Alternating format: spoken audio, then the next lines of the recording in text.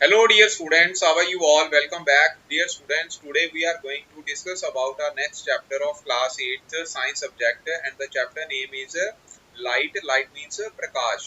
ਪਿਆਰੇ ਵਿਦਿਆਰਥੀਓ, ਜਿਵੇਂ ਕਿ ਤੁਸੀਂ ਸਾਰੇ ਜਾਣਦੇ ਹੋ ਕਿ ਤੁਹਾਡੇ ਵੀਕਲੀ ਟੈਸਟ ਚੱਲ ਰਹੇ ਨੇ ਤੇ ਵੀਕਲੀ ਟੈਸਟ ਦੇ ਵਿੱਚ ਤੁਹਾਨੂੰ ਇਸ ਵਾਰ ਦੇ ਵੀਕਲੀ ਟੈਸਟ ਦੇ ਵਿੱਚ ਦੋ ਚੈਪਟਰ ਜਿਹੜੇ ਨੇ ਉਹ ਆ ਰਹੇ ਨੇ। ਦਾ ਫਰਸਟ ਚੈਪਟਰ ਜਿਹੜਾ ਹੈ ਉਹ ਹੈ ਸਾਊਂਡ ਤੇ ਦੂਸਰਾ ਚੈਪਟਰ ਜਿਹੜਾ ਪਿਆਰੇ ਵਿਦਿਆਰਥੀਓ ਉਹ ਹੈਗਾ ਹੈ ਲਾਈਟ। ठीक है, ਜਿਹੜਾ ਹੈ ਲਾਈਟ ਮੀਨਸ ਪ੍ਰਕਾਸ਼। ਠੀਕ ਹੈ, तो ਸਾਊਂਡ ਦੀ ਵੀਡੀਓ ਅਸੀਂ ਆਲਰੇਡੀ ਕਰ ਚੁੱਕੇ ਹਾਂ, ਮਤਲਬ ਇਹਦੀ ਬੈਕ ਐਕਸਰਸਾਈਜ਼ ਦੇ ਕੁਐਸਚਨ ਅਸੀਂ ਪ੍ਰੀਵੀਅਸ ਵੀਡੀਓ ਦੇ ਵਿੱਚ ਕੀਤੇ ਸੀਗੇ ਤੇ ਇਹਦਾ ਥਿਊਰੀ ਪਾਰਟ ਜਿਹੜਾ ਅਸੀਂ ਕਲਾਸ ਵਿੱਚ ਪੜ੍ਹਿਆ ਸੀ। ਤੇ ਇਦਾਂ ਹੀ ਬੱਚੇ ਲਾਈਟ ਮਤਲਬ ਪ੍ਰਕਾਸ਼ ਦਾ ਥਿਊਰੀ ਪਾਰਟ ਅਸੀਂ ਕਲਾਸ ਵਿੱਚ ਕਰ ਚੁੱਕੇ ਹਾਂ ਤੇ ਇਹਦੇ ਹੁਣ ਇੰਪੋਰਟੈਂਟ ਕੁਐਸਚਨਸ ਜਿਹੜੇ ਕਿ ਵਿਦ ਰਿਡਿਊਸਡ ਸਿਲੇਬਸ ਹਨ ਉਹ ਅਸੀਂ ਇਸ ਵੀਡੀਓ ਦੇ ਵਿੱਚ ਡਿਸਕਸ ਕਰਾਂਗੇ। ਤੇ ਸਭ ਤੋਂ ਪਹਿਲਾਂ ਬੱਚੇ ਸਾਰੇ ਬੱਚਿਆਂ ਨੂੰ ਪਤਾ ਹੋਣਾ ਚਾਹੀਦਾ ਹੈ ਕਿ ਪ੍ਰਕਾਸ਼ ਕੀ ਹੁੰਦਾ ਹੈ। ਪ੍ਰਕਾਸ਼ ਬੱਚੇ ਇੱਕ ਤਰ੍ਹਾਂ ਦੀ ਊਰਜਾ ਹੈ। ਕੀ ਹੈ? ਊਰजा जिस नाल असीं किसी भी वस्तु नूं या देख सकते हैं। ओके बच्चों, it means light is a form of energy. यह है form of energy which produce us sensation of sight।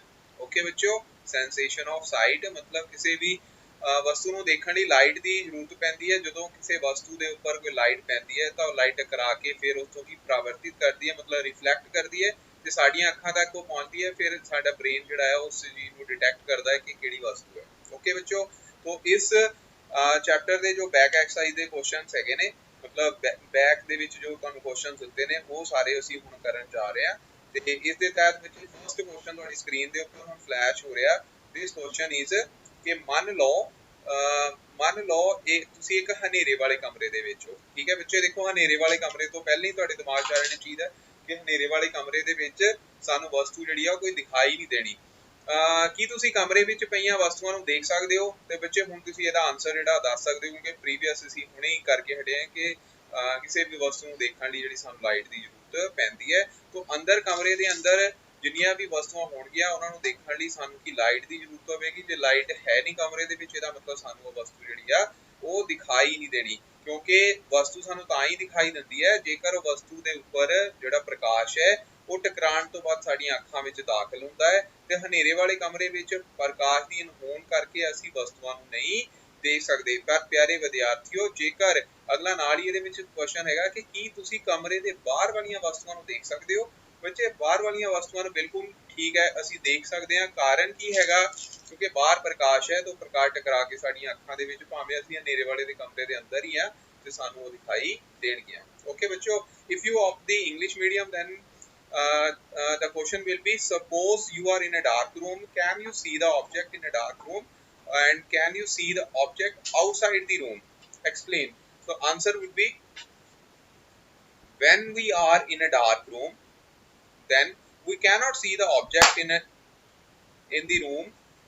We can see the objects outside the room because out of the room the light is available and the rays of light can enter our eyes after reflection from the objects. Okay ਬੱਚੋ, and the second question ਜਿਹੜਾ ਹੁਣ ਅਸੀਂ ਕਰਨ ਜਾ ਰਹੇ ਹਾਂ ਇਹ ਬੱਚੇ ਬੜਾ ਇੰਪੋਰਟੈਂਟ ਹੈ ਕਿ ਪਰਾਵਰਤਨ ਦੇ ਨਿਯਮ ਦੱਸੋ। ਦੇਖੋ ਬੱਚੋ, ਪ੍ਰਕਾਸ਼ ਜਦੋਂ ਵੀ ਕਿਸੇ ਵਸਤੂ ਦੇ ਉੱਪਰ ਪੈਂਦਾ ਹੈ ਤੇ ਬੱਚੇ ਪ੍ਰਕਾਸ਼ ਹਮੇਸ਼ਾ ਕੀ ਹੈ, ਉਹ ਕੀ ਹੈ, ਉਹ ਟਕਰਾਉਣ ਤੋਂ ਬਾਅਦ ਪ੍ਰਕਾਸ਼ ਕਿਸੇ ਵਸਤੂ ਦੇ ਉੱਪਰ ਟਕਰਾਉਣ ਤੋਂ ਬਾਅਦ ਉਸੇ ਹੀ ਮੀਡੀਅਮ ਦੇ ਵਿੱਚ ਬੈਂਡ ਕਰ ਜਾਂਦਾ ਹੈ। ਠੀਕ ਹੈ, ਉਸੇ ਮੀਡੀਅਮ ਦੇ ਵਿੱਚ ਚਲੇ ਜਾਂਦਾ ਹੈ। ਇਸ ਨੂੰ ਬੱਚੇ ਪ੍ਰਕਾਸ਼ ਦਾ ਪਰਾਵਰਤਨ ਕਹਿੰਦੇ ਆ, ਮੀਨਸ ਕੀ ਕਹਿੰਦੇ ਆ, reflection. what it called as reflection. Reflection is the bending of light whenever it fall on the surface of any reflector. Okay ਬੱਚੋ, ਤਾਂ ਇਹਦੇ ਬੱਚੇ ਰੂਲਸ ਜਿਹੜੇ ਨੇ ਜਿਵੇਂ ਕਿ ਅਸੀਂ ਕਲਾਸ ਵਿੱਚ ਪੜ੍ਹਿਆ ਸੀ ਤੇ ਰੂਲ ਇਹਦੇ ਵਿੱਚ ਬੱਚੇ ਕੀ ਨੇ ਕਿ ਜਦੋਂ ਕਿਸੇ ਵੀ ਰਿਫਲੈਕਟਰ ਦੇ ਉੱਪਰ, ਮੰਨ ਲਓ ਇਹ ਰਿਫਲੈਕਟਰ ਹੈ ਇੱਥੇ ਮਿਰਰ, ਠੀਕ ਹੈ, ਮਿਰਰ ਦੇ ਉੱਪਰ ਅਸੀਂ ਕੀ ਹੈ ਇੱਥੇ ਇੱਕ ਬੱਚੇ 90 ਡਿਗਰੀ ਦਾ ਐਂਗਲ ਬਣਾ ਲੈਂਦੇ। ਹੁਣ ਇਹਨੂੰ ਅਸੀਂ ਕੀ ਕਰਨੇ ਆ, ਇਹ ਕੀ ਹੁੰਦੀ ਹੈ, ਆਪਾਤੀ ਕਿਰਨ। ठीक है, ਕੀ ਹੁੰਦੀ ਹੈ ਇਹ ਆਪਾਤੀ ਕਿਰਨ, ਮਤਲਬ ਇਨਸੀਡੈਂਟ ਲਾਈਟ। ਔਰ ਇਨਸੀਡੈਂਟ ਲਾਈਟ ਇਸ ਨਾਰਮਲ ਦੇ ਨਾਲ ਮਤਲਬ ਅਭਿਲੰਬ ਦੇ ਨਾਲ, ਠੀਕ ਹੈ, ਇਹ ਕੀ ਹੈ, ਅਭਿਲੰਬ ਹੈ। ਅਭਿਲੰਬ ਦੇ ਨਾਲ ਇੱਥੇ ਆਈ ਐਂਗਲ ਬਣਾਣੀ ਜਿਹਨੂੰ ਬਣਾ ਰਹੀ ਹੈ ਜਿਹਨੂੰ ਅਸੀਂ ਇਨਸੀਡੈਂਸ ਐਂਗਲ ਕਹਿੰਦੇ ਆ। ਐਂਗਲ ਯਾਨੀ ਕਿ ਆਪਤਨ ਕੋਣ। ਠੀਕ ਹੈ, ਇਨਸੀਡੈਂਸ ਐਂਗਲ ਆਈ ਦੇ ਨਾਲ ਰਿਪਰੈਜ਼ੈਂਟ ਕਰਾਂਗੇ। ਇਹ ਬੱਚੇ ਆਈ ਐਂਗਲ ਜਿਹੜਾ ਹੈ ਜਦੋਂ ਫਿਰ ਇਸ ਲਾਈਟ ਨੇ ਯਾਨੀ ਕਿ ਆਬਾਦੀ ਕਿਰਨ ਨੇ ਇਸ ਅਬਿਲੰਬ ਦੇ ਉੱਪਰ ਮਤਲਬ ਮਿਰਰ ਦੇ ਉੱਪਰ ਪੈਣਾ ਹੈ ਤੇ ਅਬਿਲੰਬ ਨਾਲ ਆਈਕੋਨ ਬਣਾਇਆ, ਇਸੇ ਅਬਿਲੰਬ ਦੇ ਨਾਲ ਇਸ ਰੇ ਨੇ ਆਰ ਐਂਗਲ ਦੇ ਨਾਲ ਰਿਫਲੈਕਟ ਕਰ ਜਾਣਾ ਹੈ, ਠੀਕ ਹੈ, ਉਸੇ ਹੀ ਮੀਡੀਅਮ ਦੇ ਵਿੱਚ। ਔਰ ਬੱਚੇ ਪਹਿਲਾ ਰੂਲ ਇਹੀ ਹੁੰਦਾ ਹੈ ਕਿ ਜਿਹੜਾ ਆਈ ਕੋਨ ਹੈ ਉਹ ਆਰ ਕੋਨ, ਮਤਲਬ ਇਸ ਆਰ ਕੋਨ ਨੂੰ ਕੀ ਕਹਿੰਦੇ ਨੇ, ਇਹ ਬੱਚੇ ਹੁੰਦਾ ਹੈ ਪਰਾਵਰਤਨ ਕੋਨ। ਕੀ ਹੁੰਦਾ ਹੈ? ਪਰਾਵਰਤਨ ਕੋਨ। ਔਰ ਦੋਨੇ ਬਰਾਬਰ ਹੁੰਦੇ ਨੇ, ਠੀਕ ਹੈ। ਜਿਹੜਾ ਬੱਚੇ ਨੂੰ ਆਹ ਚੀਜ਼ ਨਹੀਂ ਵੀ ਆਉਂਦੀ, ਤੁਸੀਂ I = R ਵੀ ਲਿਖ ਕੇ ਆ ਗਏ ਬੱਚੇ, ਤੁਹਾਨੂੰ ਤਾਂ ਵੀ ਨੰਬਰ ਜਿਹੜੇ ਆ ਉਹ ਮਿਲ ਜਾਣੇ ਆ, ਨਾਲ ਇਹ ਰੇ ਡਾਇਗਰਾਮ ਬਣਾ ਦੇਣਾ। ਓਕੇ ਬੱਚੋ, ਤੇ ਇਹਦੇ ਵਿੱਚ ਬੱਚੇ ਜਿਹੜੀ ਆ ਰੇ ਜਿਹੜੀ ਰਿਫਲੈਕਟ ਹੋ ਕੇ ਆ ਰਹੀ ਹੈ, ਇਹਨੂੰ ਬੱਚੇ ਕਹਿੰਦੇ ਪਰਾਵਰਤਿਤ ਕਿਰਨ ਕਹਿੰਦੇ ਆ। ਪਰਾਵਰਤਿਤ ਕਿਰਨ ਮਤਲਬ ਰਿਫਲੈਕਟਿਡ ਰੇ, ਕੀ ਕਹਿੰਦੇ ਨੇ? ਰਿਫਲੈਕਟਿਡ ਰੇ, ਠੀਕ ਹੈ। ਔਰ ਜਿਹੜੀ ਇਹ ਵਾਲੀ ਰੇ ਸੀਗੀ ਆਬਾਦੀ ਕਿਰਨ, ਇਹ ਹੁੰਦੀ ਹੈ ਇਨਸੀਡੈਂਟ ਰੇ। ਇਨਸੀਡੈਂਟ ਰੇ ਦਿਸ ਇਜ਼ ਅਬਿਲੰਬ, ਅਬਿਲੰਬ ਦਾ ਮਤਲਬ ਹੁੰਦਾ ਹੈ ਨਾਰਮਲ, ਠੀਕ ਹੈ। ਔਰ ਰਿਫਲੈਕਟਿਡ ਰੇ ਮਤਲਬ ਪਰਾਵਰਤਿਤ ਕਿਰਨ। ਇਹ ਬੱਚੋ ਇੱਕੋ ਹੀ ਤਲ ਤੇ ਹੁੰਦੀਆਂ ਨੇ, ਠੀਕ ਹੈ। ਕੀ ਹੁੰਦੀਆਂ ਨੇ? ਇੱਕੋ ਹੀ ਤਲ ਤੇ ਹੁੰਦੀਆਂ ਨੇ। ਤੇ ਪਿਆਰੇ ਵਿਦਿਆਰਥੀਓ, ਇਹ ਇਹਦਾ ਕੀ ਹੈ? ਸੈਕਿੰਡ ਰੂਲ ਹੈ। तो दो रूल ਇਹਦੇ ਵਿੱਚ ਆਣੇ ਕਿ ਆਪਤਨ ਕੋਣ ਪਰਾਵਰਤਨ ਕੋਣ ਦੇ ਬਰਾਬਰ ਹੁੰਦਾ ਹੈ, ਦੂਸਰਾ ਆਬਾਦੀ ਕਿਰਨ ਪਰਾਵਰਤਿਤ ਕਿਰਨ ਅਤੇ ਆਪਤਨ ਬਿੰਦੂ ਮਤਲਬ ਅਬਿਲੰਬ, ਠੀਕ ਹੈ, ਤਿੰਨੋਂ ਇੱਕ ਹੀ ਤਲ ਦੇ ਉੱਪਰ, ਠੀਕ ਹੈ। ਆਪਤਨ ਬਿੰਦੂ ਤੇ ਜਿਹੜਾ ਅਬਿਲੰਬ ਹੁੰਦਾ ਹੈ ਉਹ ਤਿੰਨੋਂ ਜਿਹੜੇ ਨੇ ਉਹ ਇੱਕੋ ਹੀ ਤਲ ਦੇ ਵਿੱਚ ਹੁੰਦੇ ਨੇ, ਮਤਲਬ ਇੱਕੋ ਪਲੇਨ ਦੇ ਵਿੱਚ ਹੁੰਦੇ ਨੇ, ਠੀਕ ਹੈ। ਮਤਲਬ ਆ ਇਨਸੀਡੈਂਟ ਰੇ ਹੋ ਗਈ, ਆ ਕੀ ਹੋ ਗਿਆ? ਅਬਿਲੰਬ, ਔਰ ਇਹ ਹੋ ਗਿਆ ਰਿਫਲੈਕਟਿਡ ਰੇ, ਠੀਕ ਹੈ। ਇੱਕੋ ਹੀ ਪਲੇਨ ਦੇ ਵਿੱਚ ਹੋਣੇ। ਇੱਥੇ ਦੇਖੋ, ਇੱਥੇ ਪਲੇਨ ਇੱਦਾਂ ਹੀ ਬਣਾਇਆ ਜਾ ਸਕਦਾ। ਜੇ ਤੁਸੀਂ 3D ਵਿਊ ਦੇਖੋਗੇ ਤਾਂ ਇਹ ਵਿੱਚ ਵੀ ਤੁਹਾਨੂੰ ਕਲਾਸ ਵਿੱਚ ਜਿੱਦਾਂ ਕਰਵਾਇਆ ਸੀਗਾ ਤੇ ਉਸ ਵੇ ਨਾਲ ਇਹ ਮਤਲਬ ਇੱਕੋ ਹੀ ਤਲ ਦੇ ਵਿੱਚ ਨੇ, ਠੀਕ ਹੈ। ਯਾਦ ਕਰੋ ਕਿੱਦਾਂ ਤੁਹਾਨੂੰ ਕਲਾਸ ਵਿੱਚ ਕਰਵਾਇਆ ਸੀ। ਓਕੇ ਬੱਚਿਓ, ਉਸ ਤੋਂ ਬਾਅਦ ਨੈਕਸਟ ਹੈਗਾ ਹੁਣ ਪਰਾਵਰਤਨ, ਜਿਹੜਾ ਦੋ ਤਰ੍ਹਾਂ ਹੁੰਦਾ, ਠੀਕ ਹੈ। ਕਿਸ ਤਰ੍ਹਾਂ ਹੁੰਦਾ ਹੈ ਬੱਚੇ? ਇਹਦੇ ਵਿੱਚ ਪਰਾਵਰਤਨ ਦੀਆਂ ਦੋ ਕਿਸਮਾਂ ਹੁੰਦੀਆਂ, ਇੱਕ ਤਾਂ ਨਿਯਮਤ ਪਰਾਵਰਤਨ ਤੇ ਦੂਸਰਾ ਹੁੰਦਾ ਖਿਲਰਮਾ ਪਰਾਵਰਤਨ, ਠੀਕ ਹੈ। ਮਤਲਬ ਰੈਗੂਲਰ ਰਿਫਲੈਕਸ਼ਨ ਤੇ ਡਿਫਿਊਜ਼ ਜਾਂ ਫਿਰ ਇਰੈਗੂਲਰ ਰਿਫਲੈਕਸ਼ਨ। ਹੁਣ ਨਿਯਮਤ ਦਾ ਮਤਲਬ ਕੀ ਹੁੰਦਾ ਹੈ ਬੱਚੇ? ਨਿਯਮਤ ਪਰਿਵਰਤਨ ਹੁੰਦਾ ਹੈ ਇੱਕ ਪਲੇਨ ਸਰਫੇਸ ਦੇ ਉੱਪਰ, ਠੀਕ ਹੈ। ਜਿਵੇਂ ਅਸੀਂ ਕਲਾਸ ਵਿੱਚ ਪੜ੍ਹਿਆ ਸੀ, ਜਿੱਦਾਂ ਪਲੇਨ ਮਿਰਰ ਹੈ, ਉਹਦੇ ਵਿੱਚ ਕੀ ਹੁੰਦਾ ਹੈ ਕਿ ਕਿਰਨਾਂ ਜਿਹੜੀਆਂ ਨੇ ਇਸ ਤਰ੍ਹਾਂ ਆਉਂਦੀਆਂ ਨੇ, ਤਾਂ ਉਹ ਕੀ ਹੈਗਾ, ਉਹ ਫਿਰ ਸੇਮ ਪੈਰਲਰ ਬੀਮ ਜਿਹੜਾ ਹੈਗਾ ਇਦਾਂ ਹੀ ਬੈਂਡ ਹੋ ਜਾਂਦਾ ਸੇਮ ਮੀਡੀਅਮ ਦੇ ਵਿੱਚ, ਮਤਲਬ ਰਿਫਲੈਕਟ ਕਰ ਜਾਂਦਾ। ਇਹਨੂੰ ਬੱਚੇ ਕਹਿੰਦੇ ਨੇ ਰੈਗੂਲਰ ਰਿਫਲੈਕਸ਼ਨ।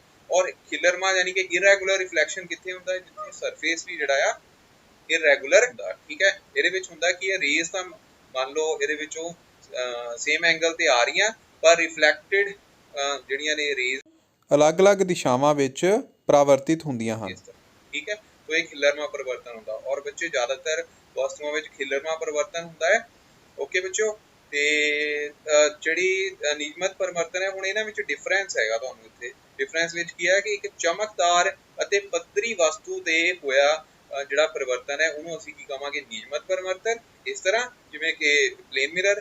ਤੇ ਇੱਕ ਇਹ ਚਮਕਹੀਣ ਅਤੇ ਖੁਰਦਰੀਆਂ ਵਸਤੂਆਂ ਤੇ ਹੁੰਦਾ ਹੈ, ਠੀਕ ਹੈ। ਚਮਕਹੀਣ ਹੁੰਦੀਆਂ ਪਰ ਖੁਰਦਰੀਆਂ ਵਸਤੂਆਂ। ਓਕੇ ਬੱਚੇ, ਇਹਦੇ ਵਿੱਚ ਜਿਹੜੀਆਂ ਪਰਿਵਰਤਿਤ ਕਿਰਨਾਂ ਦੇਖੋ ਸਮਾਂਤਰ ਨਹੀਂ ਹੈਗੀਆਂ, ਠੀਕ ਹੈ। ਓਕੇ, ਸਮਾਂਤਰ ਨਹੀਂ ਹੈਗੀਆਂ ਤਾਂ ਇਹਨੂੰ ਇਹਦੇ ਵਿੱਚ ਸਮਾਂਤਰ ਨਹੀਂ ਹੁੰਦੀਆਂ, ਤੇ ਦੂਸਰੀ ਸਾਈਡ ਤੇ ਪਰਾਵਰਤਿਤ ਕਿਰਨਾਂ ਜਿਹੜੀਆਂ ਉਹ ਕੀ ਹੈ? ਸਮਾਂਤਰ ਹੁੰਦੀਆਂ ਨੇ। ਇਹ ਵਾਲੀਆਂ ਦੇਖੋ, ਇਹ ਐਂਗਲ ਇੱਕ ਇਕੁਇ ਡਿਸਟੈਂਸ ਤੇ ਹੈਗੀਆਂ, ਤਾਂ ਇਹਦਾ ਮਤਲਬ ਇਹ ਸਮਾਂਤਰ ਹੁੰਦੀਆਂ, ਠੀਕ ਹੈ। ਖਿਲਰਮੇ ਪਰਿਵਰਤਨ ਵਿੱਚ ਵੀ ਪਰਿਵਰਤਨ ਦੇ ਨਿਯਮ ਬੱਚੇ ਲਾਗੂ ਹੁੰਦੇ ਨੇ, ਠੀਕ ਹੈ। ਯਾਦ ਰੱਖਣਾ, ਉੱਥੇ ਵੀ ਨਿਯਮ ਜਿਹੜੇ ਆ ਉਹ ਲਾਗੂ ਹੁੰਦੇ ਨੇ। ਇੰਗਲਿਸ਼ ਮੀਡੀਅਮ ਦੇ ਵਿੱਚ ਕੀ ਕਰਾਂਗੇ ਕਿ all reflected rays are parallel, ਠੀਕ ਹੈ। all refracted rays are not parallel and it occur on the smooth surface and polished surface, it occur on the rough surface, ਠੀਕ ਹੈ। reflected rays are in one direction, ਇਹਦੇ ਵਿੱਚ ਕੀ ਹੁੰਦਾ? reflected rays scattered in a different direction, ਚ direction ਜਿਹੜੀਆਂ ਉਹ ਅਲੱਗ-ਅਲੱਗ ਹੋ ਜਾਂਦੀਆਂ, ਪਰ ਐਂਗਲ ਜਿਹੜੇ ਨੇ ਫਿਰ ਉਹ ਕੀ ਹੈ? ਪਰਿਵਰਤਨ ਦੇ ਨਿਯਮ ਜਿਹੜੇ ਆ ਉਹ ਲਾਗੂ ਹੁੰਦੇ ਨੇ, ਠੀਕ ਹੈ। ਕਿਸੇ ਡਾਇਰੈਕਸ਼ਨ ਦੇ ਵਿੱਚ, ਕੋਈ ਕਿਸੇ ਡਾਇਰੈਕਸ਼ਨ ਦੇ ਵਿੱਚ ਰੇ ਜਿਹੜੀ ਕੋਈ ਦੂਸਰੇ ਇੱਕ ਡਾਇਰੈਕਸ਼ਨ ਵਿੱਚ, ਕੋਈ ਦੂਸਰੀ ਡਾਇਰੈਕਸ਼ਨ ਦੇ ਵਿੱਚ ਰੇ ਜਿਹੜੀ ਆ ਉਹ ਚਲੇ ਜਾਂਦੀ ਹੈ in case of defuse reflection ਜਾਂ ਫਿਰ ਖਿਲਰਮੇ ਪਰਿਵਰਤਨ ਦੇ ਵਿੱਚ। ਓਕੇ ਬੱਚੋ, ਉਸ ਤੋਂ ਬਾਅਦ ਹੁਣ ਦੇਖੋ ਖਿਲਰਮਾ ਪਰਿਵਰਤਨ ਇਹਦੇ ਵਿੱਚ ਨਿਯਮਤ ਪਰਿਵਰਤਨ ਦੀਆਂ ਕੁਝ ਐਗਜ਼ਾਮਪਲਸ ਨੇ। ਇਹਦੇ ਵਿੱਚ ਕੁਐਸਚਨ ਨੰਬਰ 3 ਜਿਹੜਾ ਉਹ ਕੀ ਹੈ? ਹੇਠਾਂ ਵਿੱਚ ਹਰ ਇੱਕ ਦੀ ਥਾਂ ਤੇ ਲਿਖੋ ਜੇ ਪ੍ਰਕਾਸ਼ ਦੀ ਇੱਕ ਸਮਾਂਤਰ ਕਿਰਨ ਪੁੰਜ ਇਹਨਾਂ ਨਾਲ ਟਕਰਾਏ ਤਾਂ ਨਿਯਮਤ ਪਰਿਵਰਤਨ ਹੋਵੇਗਾ ਜਾਂ ਖਿਲਰਮਾ ਪਰਿਵਰਤਨ ਹੋਵੇਗਾ। ਹਰ ਇੱਕ ਦੀ ਸਥਿਤੀ ਨੂੰ ਆਪਣੇ ਉੱਤਰ ਦੀ ਪੁਸ਼ਟੀ ਕਰੋ। ਤੇ ਪਿਆਰੇ ਵਿਦਿਆਰਥੀਓ ਪਹਿਲਾ ਹੈ ਪਾਲਿਸ਼ ਕੀਤੀ ਹੋਈ ਲੱਕੜ ਦਾ ਮੇਜ਼। ਦੇਖੋ ਪਾਲਿਸ਼ ਕੀਤੀ ਹੋਈ ਲੱਕੜ ਦੇ ਵਿੱਚ ਕੀ ਆ, ਸਤ੍ਹਾ ਜਿਹੜੀ ਪੱਧਰੀ ਹੋਣੀ ਆ, ਇਸ ਕਰਕੇ ਇੱਥੇ ਨਿਯਮਤ ਪਰਿਵਰਤਨ ਮਤਲਬ ਕਿ ਰੈਗੂਲਰ ਰਿਫਲੈਕਸ਼ਨ ਜਿਹੜੀ ਆ ਉਹ ਹੋਏਗੀ। ਠੀਕ ਹੈ। ਉਸ ਤੋਂ ਬਾਅਦ ਚਾਕ ਦਾ ਪਾਊਡਰ, ਚਾਕ ਦੇ ਪਾਊਡਰ ਦੇ ਵਿੱਚ ਬੱਚੇ ਇਰੈਗੂਲਰ ਯਾਨੀ ਕਿ ਡਿਫਿਊਜ਼ ਰਿਫਲੈਕਸ਼ਨ ਹੋਏਗੀ, ਬਿਕੋਜ਼ ਇਹ ਸਰਫੇਸ ਜਿਹੜਾ ਆ ਇਹਦੇ ਵਿੱਚ ਇਰੈਗੂਲਰਿਟੀਜ਼ ਆ ਜਾਣੀਆਂ। ਇਹਦੇ ਵਿੱਚ ਗੱਤੇ ਦਾ ਸਤ੍ਹਾ, ਇਹ 'ਚ ਵੀ ਖਿਲਰਮਾ ਪਰਿਵਰਤਨ, ਕਿਉਂਕਿ ਇਹ ਵੀ ਕੀ ਆ ਮਤਲਬ ਕਿ ਇਹਦੇ ਵਿੱਚ ਵੀ ਜਿਹੜਾ ਪੱਧਰੀ ਸਤ੍ਹਾ ਜਿਹੜੀ ਆ ਉਹ ਨਹੀਂ ਹੈ। ਠੀਕ ਹੈ। ਸੰਗਮਰਮਰ ਦੇ ਫਰਸ਼ ਉੱਤੇ ਖਿਲਰਿਆ ਪਾਣੀ, ਹੁਣ ਉਹਦੇ ਵਿੱਚ ਕੀ ਆ ਬੱਚੇ, ਪਰਿਵਰਤਨ ਜਿਹੜਾ ਆ ਉਹ ਰੈਗੂਲਰ ਹੋਏਗਾ, ਬਿਕੋਜ਼ ਇੱਕ ਪੱਧਰੀ ਸਤ੍ਹਾ ਹੋ ਜਾਵੇਗੀ। ਦਰਪਣ 'ਚ ਬੱਚੇ ਅਸੀਂ ਕਰ ਚੁੱਕੇ ਹਾਂ। ਠੀਕ ਹੈ। ਇਹਦੇ ਵਿੱਚ ਕੀ ਆ, ਪੱਧਰੀ ਸਤ੍ਹਾ ਹੋਣ ਕਰਕੇ ਨਿਯਮਤ ਪਰਿਵਰਤਨ ਹੋਏਗਾ। ਕਾਗਜ਼ ਦਾ ਟੁਕੜਾ ਬੱਚੇ ਇਹ ਕੀ ਆ, ਖਿਲਰਮਾ ਪਰਿਵਰਤਨ ਇਹਦੇ ਵਿੱਚ ਹੋਏਗਾ, ਕਿਉਂਕਿ ਪਰਿਵਰਤਨ ਇੱਕ ਨਿਯਮਤ ਸਤ੍ਹਾ ਤੇ ਹੋ ਰਿਹਾ ਹੈ। ਅਨਿਯਮਤ ਸਤ੍ਹਾ ਤੇ ਹੋਣ ਕਰਕੇ ਉਹ ਕੀ ਆ ਜਿਹੜਾ ਹੈ ਮਤਲਬ ਇਹਦੇ ਵਿੱਚ ਕੀ ਹੋਏਗੀ, ਡਿਫਿਊਜ਼ ਰਿਫਲੈਕਸ਼ਨ ਹੋਵੇਗੀ। ਠੀਕ ਹੈ। ਤੋ ਇਹਦੇ ਆਨਸਰ ਇੰਗਲਿਸ਼ ਮੀਡੀਅਮ ਦੇ ਵਿੱਚ ਵੀ ਇੱਥੇ ਲਿਖੇ ਹੋਏ ਨੇ। ਠੀਕ, ਤੋ ਇਹ ਤੁਸੀਂ ਕਰ ਸਕਦੇ ਹੋ ਇੱਥੋਂ। ਓਕੇ ਬੱਚੋ। ਤੋ ਪਲੇਨ ਮਿਰਰ ਦੇ ਵਿੱਚ ਦੇਖੋ, ਪਲੇਨ ਮਿਰਰ 'ਚ ਰੈਗੂਲਰ ਤੇ ਪੀਸ ਆਫ ਪੇਪਰ ਦੇ ਵਿੱਚ ਕੀ ਹੋ ਗਿਆ, ਡਿਫਿਊਜ਼ ਰਿਫਲੈਕਸ਼ਨ ਹੋਏਗੀ। ਓਕੇ ਬੱਚੋ। ਤੇ ਇਹਦੇ ਆਨਸਰ ਜਿਹੜੇ ਇੰਗਲਿਸ਼ ਮੀਡੀਅਮ ਵਾਲੇ ਬੱਚਿਆਂ ਨੇ ਇਸ ਤਰ੍ਹਾਂ ਲਿਖਣੇ ਨੇ। ਓਕੇ ਜੀ। ਉਸ ਤੋਂ ਬਾਅਦ ਅਗਲਾ ਕੁਐਸਚਨ ਜਿਹੜਾ ਆ ਉਹ ਕੀ ਹੈ, ਇਹ ਬੱਚੇ ਪ੍ਰੈਕਟੀਕਲ ਬੇਸਡ ਹੈਗਾ ਕਿ ਦਰਸਾਉਣ ਲਈ ਕਿ ਆਪਤਿਤ ਕਿਰਨ, ਪਰਾਵਰਤਿਤ ਕਿਰਨ ਤੇ ਆਪਤਨ ਬਿੰਦੂ ਇੱਕ ਹੀ ਅਬਿਲੰਬ ਦੇ ਤਲ ਤੇ ਹੁੰਦੇ ਹਨ।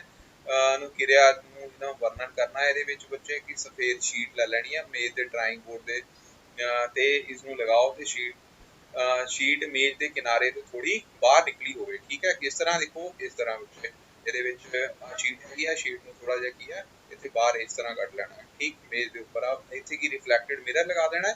ਮਿਰਰ ਲਗਾਉਣ ਤੋਂ ਬਾਅਦ ਕੀ ਹੈ, ਇਧਰੋਂ ਇਨਸੀਡੈਂਟ ਰੇ ਜਾਏਗੀ ਤੇ ਉਸ ਤੋਂ ਬਾਅਦ ਇਸ ਨੂੰ ਸ਼ੀਟ ਨੂੰ ਜਿਹੜੇ ਬਾਹਰੋਂ ਨਿਕਲੇ ਜਿਹੜਾ ਭਾਗ ਹੈਗਾ ਉਹਨੂੰ ਵਿਚਕਾਰੋਂ ਇੱਥੋਂ ਕੱਟ ਦੇਣਾ ਹੈ। ਇਸ ਤਰ੍ਹਾਂ ਇੱਥੋਂ ਇਸ ਤਰ੍ਹਾਂ ਵਿੱਚ ਇਹ ਕੀ ਹੈ, ਇਹਦੀ ਕਟਿੰਗ ਕਰ ਦੇਣੀ। ਓਕੇ। ਔਰ ਉਸ ਤੋਂ ਬਾਅਦ ਕੀ, ਪਰਾਵਰਤਨ ਕਿਰਨ ਨੂੰ ਦੇਖੋ, ਸੁਨਿਸ਼ਚਿਤ ਕਰੋ ਕਿ ਪਰਾਵਰਤਿਤ ਕਿਰਨ ਜਿਹੜੀ ਕਾਗਜ਼ ਦੇ ਬਾਹਰ ਦੇ ਨਿਕਲੇ ਭਾਗ ਤੇ ਵੀ ਦਿਸੇ। ਤੇ ਬੱਚੇ ਜਦੋਂ ਕਾਗਜ਼ ਦੇ ਬਾਹਰ ਨਿਕਲੇ ਭਾਗ ਨੂੰ ਮੋੜੋਗੇ ਜਿੱਥੇ ਪਰਾਵਰਤਿਤ ਕਿਰਨ ਜਿਹੜੀ ਦਿਖਾਈ ਦੇ ਰਹੀ ਆ, ਤੇ ਹੁਣ ਮੁੜੇ ਹੋਏ ਭਾਗ ਨੂੰ ਜਦੋਂ ਪਰਾਵਰਤਨ ਕਿਰਨ ਜਿਹੜੀ ਆ ਉਹ ਫਿਰ ਤੁਹਾਨੂੰ ਦਿਖਾਈ ਦੇਣੀ ਬੰਦ ਕਰ ਜਾਏਗੀ। ਠੀਕ ਹੈ। ਜਿਵੇਂ ਕਿ ਅਸੀਂ ਕਲਾਸ ਵਿੱਚ ਪ੍ਰੈਕਟੀਕਲ ਕੀਤਾ ਸੀ, ਤਾਂ ਪਰਾਵਰਤਿਤ ਕਿਰਨ ਆਪਤਨ ਬਿੰਦੂ ਦੇ ਅਬਿਲੰਬ ਤੇ ਇੱਕ ਤਲ ਤੇ ਹੁੰਦੇ ਹਨ। ਠੀਕ ਹੈ। ਇੱਥੋਂ ਅਸੀਂ ਇਹ ਸ਼ੋ ਕਰ ਸਕਦੇ ਹਾਂ। ਓਕੇ ਬੱਚੋ। ਤੋ ਇਹ ਪ੍ਰੈਕਟੀਕਲ ਬੇਸਡ ਕੁਐਸਚਨ ਹੈਗਾ ਔਰ ਇਹਦਾ ਸੈਟਅਪ ਜਿਹੜਾ ਉਹ ਬਣਨਾ ਹੈ। ਓਕੇ ਬੱਚੋ, ਇਸ ਤਰ੍ਹਾਂ। ਠੀਕ ਹੈ। ਉਸ ਤੋਂ ਬਾਅਦ ਅਗਲਾ ਕੁਐਸਚਨ ਜਿਹੜਾ ਫਿਲ ਇਨ ਦੀ ਬਲੈਂਕਸ ਹੈ, ਇਹਦੇ ਵਿੱਚ ਕੀ ਹੈ ਕਿ ਇੱਕ ਸਮਤਲ ਦਰਪਣ ਹੈ ਸਾਡੇ ਕੋਲ। ਸਮਤਲ ਦਰਪਣ ਦਾ ਮਤਲਬ ਹੁੰਦਾ ਪਲੇਨ ਮਿਰਰ। ਠੀਕ ਹੈ। ਕੀ ਹੁੰਦਾ ਹੈ, ਪਲੇਨ ਮਿਰਰ। ਤੇ ਪਲੇਨ ਮਿਰਰ ਦੇ ਬੱਚੇ ਮੰਨ ਲਓ ਇੱਕ ਵਸਤੂ ਜਿਹੜੀ ਆ 2 ਮਿੰਟ ਕੋਈ ਵੀ 1 ਮੀਟਰ ਦੇ ਦੂਰੀ ਦੇ ਉੱਪਰ ਕੋਈ ਵਿਅਕਤੀ ਖੜਾ ਹੈ, ਤਾਂ ਉਹਦਾ ਪ੍ਰਤੀਬਿੰਬ ਜਿਹੜਾ ਉਹ ਕਿੰਨੇ ਮੀਟਰ ਡਿਸਟੈਂਸ ਤੇ ਬਣੇਗਾ। ਇਹਨੂੰ ਪਹਿਲਾਂ ਅਸੀਂ ਸੋਲਵ ਕਰਦੇ ਹਾਂ। ਦੇਖੋ ਇੰਗਲਿਸ਼ ਮੀਡੀਅਮ 'ਚ ਕਿੱਦਾਂ ਹੈਗਾ, ਇਹ person 1 metre in front of the plane mirror seems to be dash metre away from the image. ਪਹਿਲਾਂ ਦੇ ਬੱਚੇ ਪਲੇਨ ਮਿਰਰ ਇੱਕ ਇਮੇਜ ਬਣਦਾ ਕਿੱਦਾਂ ਹੈ, ਉਹਦੇ ਬਾਰੇ ਅਸੀਂ ਥੋੜੀ ਜਿਹੀ ਗੱਲ ਕਰ ਲੈਂਦੇ ਹਾਂ। ਦੇਖੋ ਇਹ ਹੈ ਮੰਨ ਲਓ ਪਲੇਨ ਮਿਰਰ ਤੁਹਾਡੇ ਕੋਲ। ਠੀਕ ਹੈ। ਇੱਥੇ ਕੀ ਹੈ, ਪਲੇਨ ਮਿਰਰ ਹੈ। ਤੋ ਪਲੇਨ ਮਿਰਰ ਦੇ ਵਿੱਚ ਹੁਣ ਸਪੋਜ਼ ਕਰੋ ਇੱਕ ਵਿਅਕਤੀ ਜਿਹੜਾ ਉਹ ਇੱਥੇ ਖੜਾ ਹੈ। ਠੀਕ ਹੈ। ਕਿੰਨੇ ਮੀਟਰ ਡਿਸਟੈਂਸ ਦੇ ਉੱਪਰ, ਮੰਨ ਲਓ ਇੱਥੇ ਕੀ ਆ 1 ਮੀਟਰ ਡਿਸਟੈਂਸ ਦੇ ਉੱਪਰ ਖੜਾ ਹੈ। ਓਕੇ। ਤੋ ਇਹਦੇ ਵਿੱਚ ਕੀ ਹੈ, ਇਹ ਮੰਨ ਲਓ ਬੱਚੇ ਰਿਫਲੈਕਟਡ ਰੇ ਆ, ਇਸ ਤਰ੍ਹਾਂ ਗਈ ਇਨਸੀਡੈਂਟ ਰੇ ਆ। ਉਸ ਤੋਂ ਬਾਅਦ ਇਹਦੀ ਰਿਫਲੈਕਸ਼ਨ ਜਿਹੜੀ ਆ ਇਸ ਤਰ੍ਹਾਂ ਸੇਮ ਐਂਗਲ ਤੇ ਹੋ ਜਾਣੀ, ਮਤਲਬ ਰੇ ਜਿਹੜੀ ਇਦਾਂ ਆ ਰਹੀ ਮਿਰਰ ਦੇ ਉੱਪਰ ਟਕਰਾਈ। ਠੀਕ ਹੈ। ਔਰ ਇਸ ਤੋਂ ਬਾਅਦ ਇਦਾਂ ਹੀ ਵਾਪਸ ਚਲੇਗੀ। ਠੀਕ ਹੈ। ਜਿਹੜੀ ਤਾਂ ਨਾਰਮਲੀ ਇਸ ਦਾ 0 ਡਿਗਰੀ ਐਂਗਲ ਤੇ ਜਾਣੀ ਹੈ ਉਹ ਤਾਂ ਵਿੱਚ ਵਾਪਸ ਇਦਾਂ ਆ ਜਾਣੀ, ਉਹ ਤਾਂ ਸ਼ੋ ਨਹੀਂ ਹੋਏਗੀ। ਤੇ ਸਪੋਜ਼ ਇਦਾਂ ਇੱਕ ਹੋਰ ਰੇ ਹੈਗੀ ਆ, ਇਹ ਇਨਸੀਡੈਂਟ ਰੇ ਆ ਸੇਮ ਐਂਗਲ ਤੇ, ਇਹ ਮੰਨ ਲਓ ਇੱਥੇ ਟਕਰਾਈ ਔਰ ਇਦਾਂ ਹੀ ਵਾਪਸ ਬੈਂਡ ਕਰ ਗਈ। ਹੁਣ ਇਹ ਦੋਨੋਂ ਰੇ ਆਪਸ ਦੇ ਵਿੱਚ ਮੀਟ ਨਹੀਂ ਕਰ ਰਹੀਆਂ, ਪਰ ਜੇ ਤੁਸੀਂ ਇਹਨਾਂ ਨੂੰ ਸਪੋਜ਼ ਬੈਕਵਰਡ ਪ੍ਰੋਡਿਊਸ ਕਰਦੇ ਆ, ਠੀਕ ਹੈ, ਇਸ ਤਰ੍ਹਾਂ, तो इस तरह हम बैकवर्ड प्रोड्यूस करते हैं, तो एक पॉइंट तो अपीयर हो रही है, इस पॉइंट तो आ रही है। ठीक है। एक पॉइंट तो अपीयर हो रही है, तो और कितनी डिस्टेंस से होगा, जितनी डिस्टेंस से ऑब्जेक्ट पे ही है, तो ये आ गया 1 मीटर। ठीक है। ਹੁਣ ਇੱਥੇ ਆਬਜੈਕਟ ਸੀਗੀ, ਇੱਥੇ ਇਮੇਜ ਆ, ਦੋਨਾਂ ਦੇ ਵਿਚਕਾਰ ਡਿਸਟੈਂਸ ਕਿੰਨੀ ਹੋ ਗਈ, ਦੋਨਾਂ ਦੇ ਵਿਚਕਾਰ ਵਿੱਚ ਡਿਸਟੈਂਸ ਹੋ ਗਈ 2 ਮੀਟਰ। ਠੀਕ ਹੈ। तो ਇਹ ਜਿਹੜੀ ਫਿਲਅਪ ਸੀਗੀ ਇਹਦੇ ਵਿੱਚ ਅਸੀਂ ਫਿਰ ਕੀ ਲਿਖਣਾ ਹੈ, 2 ਮੀਟਰ ਜਿਹੜੀ ਡਿਸਟੈਂਸ ਆਏਗੀ। ਠੀਕ। तो ਇੱਥੇ ਆਨਸਰ ਜਿਹੜਾ ਉਹਦੇ ਵਿੱਚ ਕੀ ਲਿਖਾਂਗੇ 2 ਮੀਟਰ ਜਿਹੜਾ ਆਨਸਰ ਆਵੇਗਾ। ਓਕੇ ਬੱਚੋ। ਉਸ ਤੋਂ ਬਾਅਦ ਅਗਲਾ ਹੈਗਾ, ਜੇ ਕਿਸੇ ਸਮਤਲ ਦਰਪਣ ਦੇ ਸਾਹਮਣੇ ਖੜੇ ਹੋ ਕੇ ਤੁਸੀਂ ਆਪਣੇ ਸੱਜੇ ਹੱਥ ਨਾਲ ਖੱਬੇ ਕੰਨ ਨੂੰ ਛੂੰਹਦੇ ਹੋ ਤਾਂ ਦਰਪਣ ਵਿੱਚ ਅਜਿਹਾ ਲੱਗੇਗਾ ਕਿ ਤੁਸੀਂ ਤੁਹਾਡਾ ਸੱਜਾ ਕੰਨ ਕਿਹੜੇ ਪਾਸੇ ਹੈ ਬੱਚੇ? ਇਹ ਬੱਚੇ ਲੱਗਣਾ ਹੈ ਖੱਬੇ ਪਾਸੇ, ਠੀਕ ਹੈ। ਇਹਨੂੰ ਲਿਟਰਲ ਇਨਵਰਜਨ ਕਹਿੰਦੇ ਆ। If you touch your left ear with the right hand in front of the plane mirror, then it's seen in the mirror that your right ear is touched with the left hand. Okay ਬੱਚੋ, तो मतलब ਇਹ ਕੀ ਹੈ, ਲੇਟਰਲ ਇਨਵਰਜਨ ਹੁੰਦੀ ਆ। ਤੇ ਮਤਲਬ ਇਹਦੇ ਵਿੱਚ ਕੀ ਹੈ, ਜਿੱਦਾਂ B ਹੁੰਦੀ ਹੈ, B ਨੂੰ ਤੁਸੀਂ ਅਗਰ ਮਿਰਰ ਦੇ ਵਿੱਚੋਂ ਦੇਖਦੇ ਆ ਤਾਂ ਉਹ B ਤੁਹਾਨੂੰ ਇਸ ਤਰ੍ਹਾਂ ਦਿਖਾਈ ਦੇਊਗੀ। ਓਕੇ, ਅਗਰ L ਨੂੰ ਤੁਸੀਂ ਦੇਖਦੇ ਆ ਮਿਰਰ ਦੇ ਵਿੱਚੋਂ ਤਾਂ ਉਹ ਤੁਹਾਨੂੰ ਇਸ ਤਰ੍ਹਾਂ ਦਿਖਾਈ ਦੇਗੀ। ਇਹਦਾ ਮਤਲਬ ਰਾਈਟ ਜਿਹੜਾ ਉਹ ਲੈਫਟ ਬਣ ਜਾਂਦਾ ਤੇ ਲੈਫਟ ਰਾਈਟ ਬਣ ਜਾਂਦਾ, ਠੀਕ ਹੈ। ਉਸ ਤੋਂ ਬਾਅਦ ਥਰਡ ਜਿਹੜਾ ਕੁਐਸਚਨ ਹੈ ਇਹ ਕੀ ਹੈਗਾ, ਜਦੋਂ ਤੁਸੀਂ ਘੱਟ ਪ੍ਰਕਾਸ਼ ਵਿੱਚ ਦੇਖਦੇ ਹੋ ਤਾਂ ਤੁਹਾਡੀ ਪੁਤਲੀ ਦਾ ਆਕਾਰ। ਪਿਆਰੇ ਵਿਦਿਆਰਥੀਓ, ਜਦੋਂ ਅਸੀਂ ਡਾਰਕ ਰੂਮ ਵਿੱਚ ਜਾਂਦੇ ਆ ਨਾ ਤੇ ਉਸ ਟਾਈਮ ਤੇ ਕੀ ਹੁੰਦਾ ਹੈ, ਅਸੀਂ ਅੱਖਾਂ ਨੂੰ ਖੋਲ ਕੇ ਦੇਖਦੇ ਹਾਂ, ਜ਼ਿਆਦਾ ਅੱਖਾਂ ਗਾੜ ਲੈਂਦੇ, ਠੀਕ ਹੈ। ਉਹਦਾ ਕਾਰਨ ਕੀ ਹੁੰਦਾ ਹੈ, ਉਹਨਾਂ ਦੀ ਪੁਤਲੀ ਦਾ ਸਾਈਜ਼ ਜਿਹੜਾ ਵੱਡਾ ਹੋ ਜਾਂਦਾ ਤੇ ਜ਼ਿਆਦਾ ਤੋਂ ਜ਼ਿਆਦਾ ਲਾਈਟ ਜਿਹੜੀ ਹੈ ਸਾਡੇ ਅੱਖਾਂ ਦੇ ਵਿੱਚ ਐਂਟਰ ਕਰਦੀ ਹੈ ਤੇ ਉਸ ਨਾਲ ਫਿਰ ਸਾਨੂੰ ਕਲੀਅਰ ਦਿਖਣ ਦੇ ਮਤਲਬ ਕਿ ਉੱਥੇ ਫਿਰ ਚਾਂਸ ਜਿਹੜੇ ਆ ਉਹ ਵੱਧ ਜਾਂਦੇ ਆ, ਠੀਕ ਹੈ। ਕਿਉਂਕਿ ਪੁਤਲੀ ਦਾ ਆਕਾਰ ਵੱਡਾ ਹੋਣ ਨਾਲ ਕੀ ਹੈਗਾ, ਜ਼ਿਆਦਾ ਲਾਈਟ ਜਿਹੜੀ ਆ ਸਾਡੀ ਉਹਦੇ ਵਿੱਚ ਅੱਖ ਦੇ ਵਿੱਚ ਐਂਟਰ ਕਰਦੀ ਹੈ। ਓਕੇ ਬੱਚੋ, ਤਾਂ ਇੱਥੇ ਅਸੀਂ ਕੀ ਕਹਾਂਗੇ ਕਿ ਪੁਤਲੀ ਦਾ ਆਕਾਰ ਜਿਹੜਾ ਉਹ ਕੀ ਹੈ, ਵੱਡਾ ਹੋ ਜਾਂਦਾ ਹੈ। ਤੇ ਹਨੇਰੇ ਵਿੱਚ ਵਿਚਰਨ ਵਾਲੇ ਪੰਛੀਆਂ ਦੀਆਂ ਅੱਖਾਂ ਵਿੱਚ ਰਾਡਸ ਦੀ ਸੰਖਿਆ ਉਹਨਾਂ ਦੀ ਸੰਖਿਆ ਨਾਲੋਂ ਪਿਆਰੇ ਵਿਦਿਆਰਥੀਓ ਵੱਧ ਹੁੰਦੀ ਹੈ, ਠੀਕ ਹੈ। ਇਹ ਕੁਐਸਚਨ ਤੁਸੀਂ ਛੱਡ ਵੀ ਸਕਦੇ ਕਿਉਂਕਿ ਹੁਣ according to the new reduce syllabus ਜਿਹੜਾ ਹੈਗਾ ਉਹਦੇ ਵਿੱਚ ਇਹ ਕੁਐਸਚਨ ਜਿਹੜਾ ਉਹ ਨਹੀਂ ਹੈਗਾ। ਓਕੇ, ਤਾਂ ਇਹਨੂੰ ਫਿਲਅਪ ਨਹੀਂ ਕਰਨਾ, ਪਹਿਲੀਆਂ 3 ਫਿਲਅਪ ਜਿਹੜੀਆਂ ਉਹ ਕਰਨੀਆਂ ਨੇ। ਓਕੇ ਜੀ, ਉਸ ਤੋਂ ਬਾਅਦ ਅਗਲਾ ਵਿੱਚ ਹੈਗਾ ਸਮਤਲ ਦਰਪਣ ਦੁਆਰਾ ਬਣਾਇਆ ਗਿਆ ਪ੍ਰਤੀਬਿੰਬ ਡੈਸ਼ ਹੁੰਦਾ ਹੈ। ਤੇ ਬੱਚੇ ਆਹ ਦੇਖੋ, ਹੁਣ ਤੁਸੀਂ ਇਹ ਹੁਣੇ ਹੀ ਕਰਕੇ ਹਟਿਓ ਕਿ ਸਮਤਲ ਮਿਰਰ ਦੇ ਵਿੱਚ ਪਲੇਨ ਮਿਰਰ ਹੀ ਸੀਗਾ, ਠੀਕ ਹੈ। ਕੀ ਸੀ? ਪਲੇਨ ਮਿਰਰ ਮਤਲਬ ਸਮਤਲ ਦਰਪਣ। ਇਹਦੇ ਵਿੱਚ ਬੱਚੇ ਸਭ ਤੋਂ ਪਹਿਲਾਂ ਤੇ ਜਿਹੜਾ ਇਮੇਜ ਬਣਿਆ ਹੈ ਉਹ ਇਮੇਜ ਕਿੱਦਾਂ ਦਾ ਹੈ? ਇਹ ਬੱਚੇ ਵਰਚੁਅਲ ਇਮੇਜ ਹੁੰਦਾ ਹੈ, ਮਤਲਬ ਆਭਾਸੀ ਪ੍ਰਤੀਬਿੰਬ ਜਿਹੜਾ ਆ ਉਹ ਇੱਥੇ ਬਣਦਾ ਹੈ। ਓਕੇ ਜੀ, ਆਭਾਸੀ ਪ੍ਰਤੀਬਿੰਬ। ਦੂਸਰੀ ਗੱਲ, ਇਹ ਸੇਮ ਡਿਸਟੈਂਸ ਤੇ ਬਣ ਰਿਹਾ ਜਿੰਨੀ ਡਿਸਟੈਂਸ ਤੇ ਕੀ ਆ ਆਬਜੈਕਟ ਪਈ ਆ। ਆਭਾਸੀ ਪ੍ਰਤੀਬਿੰਬ ਦਾ ਮਤਲਬ ਹੁੰਦਾ ਜਿਹੜਾ ਪਰਦੇ ਤੇ ਨਹੀਂ ਬਣਦਾ, ਠੀਕ ਹੈ, ਪਰਦੇ ਤੇ ਨਹੀਂ ਬਣਦਾ। ਓਕੇ ਬੱਚੋ, ਇਹ ਯਾਦ ਰੱਖਣਾ ਇਹਦੇ ਵਿੱਚ, ਕਿਉਂਕਿ ਰੇਜ਼ ਜਿਹੜੀਆਂ ਐਕਚੁਅਲ ਚ ਮੀਟ ਨਹੀਂ ਕੀਤੀਆਂ। ਦੇਖੋ, ਇਹ ਇਨਸੀਡੈਂਟ ਰੇ ਯੈਲੋ ਕਲਰ ਦੀ ਸੀ, ਇਹ ਰਿਫਲੈਕਟਿਡ ਰੇ ਇੱਧਰ ਬਣ ਗਈ। ਰਿਫਲੈਕਟਿਡ ਰੇ ਮਤਲਬ ਪਰਾਵਰਤਿਤ ਕਿਰਨ ਜਿਹੜੀ ਆ ਉਹ ਉਸੇ ਮੀਡੀਅਮ ਦੇ ਵਿੱਚ ਬੈਂਡ ਕਰ ਗਈ, ਬਟ ਇਹ ਅਪੀਅਰ ਹੋ ਰਹੀ ਕਿ ਇਸ ਪੁਆਇੰਟ ਤੋਂ ਆ ਰਹੀ ਹੈ। ਓਕੇ ਜੀ, तो ਇਹਦਾ ਪ੍ਰਤੀਬਿੰਬ ਜਿਹੜਾ ਉਹ ਕੀ ਆ, ਆਭਾਸੀ ਹੁੰਦਾ ਹੈ। ਹੁਣ ਅਸੀਂ ਇਸ ਕੁਐਸਚਨ ਨੂੰ ਕਰਦੇ ਆ। ਇਹਦੇ ਕੁਐਸਚਨ ਦੇ ਵਿੱਚ ਦੇਖੋ ਕੀ ਲਿਖਿਆ ਹੈ ਕਿ ਸਮਤਲ ਦਰਪਣ ਦੁਆਰਾ ਬਣਾਇਆ ਗਿਆ ਪ੍ਰਤੀਬਿੰਬ ਡੈਸ਼ ਹੁੰਦਾ ਹੈ। ਬੱਚੋ ਕੀ ਹੁੰਦਾ, ਦੇਖੋ ਆਭਾਸੀ ਦਰਪਣ ਦੇ ਪਿੱਛੇ ਬਣਦਾ ਹੈ ਤੇ ਵੱਡਾ ਬਣਦਾ ਹੈ। ਸੈਕਿੰਡ ਆਪਸ਼ਨ ਹੈਗੀ ਆ ਆਭਾਸੀ ਦਰਪਣ ਦੇ ਪਿੱਛੇ ਬਣਦਾ ਹੈ, ਵਸਤੂ ਦੇ ਆਕਾਰ ਦੇ ਬਰਾਬਰ ਬਣਦਾ ਹੈ, ਠੀਕ ਹੈ ਬੱਚੋ। तो यही आंसर ਜਿਹੜਾ ਇਹਦਾ ਆਣਾ ਹੈ ਕਿ ਜਿਹੜਾ ਇਮੇਜ ਬਣਦਾ ਹੈ ਉਹ ਇਮੇਜ ਦੀ ਜਿਹੜਾ ਇਮੇਜ ਹੈਗਾ ਉਹਦਾ ਸਾਈਜ਼ ਜਿਹੜਾ ਉਹ ਸੇਮ ਸਾਈਜ਼ ਦਾ ਹੁੰਦਾ ਹੈ, ਠੀਕ ਹੈ। ਇੱਥੇ ਤੁਸੀਂ ਇਹ ਵੀ ਲਿਖ ਸਕਦੇ ਆ ਕਿ ਆਕਾਰ ਜਿਹੜਾ ਹੈ ਉਹ ਕੀ ਹੈ, ਆਕਾਰ ਬਰਾਬਰ ਹੁੰਦਾ ਹੈ, ਠੀਕ ਹੈ। ਤਿੰਨ ਦੇ ਕਰੈਕਟਰਿਸਟਿਕ ਆ ਗਏ, ਇੱਕ ਤਾਂ ਆਭਾਸੀ ਪ੍ਰਤੀਬਿੰਬ, ਦੂਸਰਾ ਪਰਦੇ ਦੇ ਪਿੱਛੇ ਬਣਦਾ ਹੈ, ਠੀਕ ਹੈ, ਯਾਨੀ ਕਿ ਪਰਦੇ ਤੇ ਨਹੀਂ ਬਣਦਾ ਹੈ, ਤੇ ਆਕਾਰ ਇਹਦਾ ਕੀ ਹੈ, ਵਸਤੂ ਦੇ ਆਕਾਰ ਦੇ बराबर होता है, same as the size of object. Okay जी, तो इसका आंसर जेड़ा है यही आएगा फिर आभासी दर्पण दे पीछे वस्तु दे आकार दे बराबर। ओके बच्चों, तो choose the correct option out of the following. The angle of incidence is equal to the angle of reflection.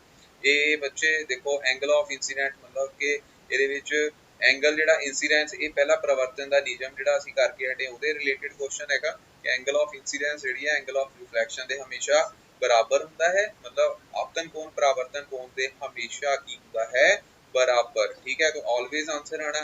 ਅਗਲਾ ਹੈਗਾ ਇਮੇਜ ਫਾਊਂਡ ਬਾਈ ਦੀ ਪਲੇਨ ਮਿਰਰ, ਜਿਹੜਾ ਆ ਕੁਐਸਚਨ ਕਰਕੇ ਹਟੇ ਆ। तो ਇਹਦੇ ਵਿੱਚ ਕੀ ਕਹਾਂਗੇ, virtual image behind the mirror and of the same size as the object।